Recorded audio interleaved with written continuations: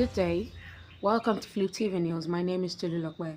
Senate approves second reading of bill to amend National Assembly Pension Act. The Nigerian Senate has approved the bill to amend the National Assembly Service Pension Board Act 2003 for its second reading. Senate leader Senator Bamidele Okpeyemi, the bill's sponsor, presented it on the Senate floor on Tuesday, emphasizing that the legislation seeks to reform the pension system for National Assembly members by reinstating a contributory pension scheme.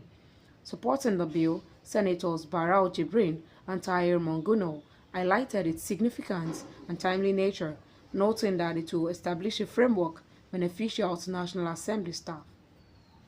They stressed that the bill is essential for ensuring the long-term sustainability of the pension system for National Assembly personnel and for aligning it with best practices.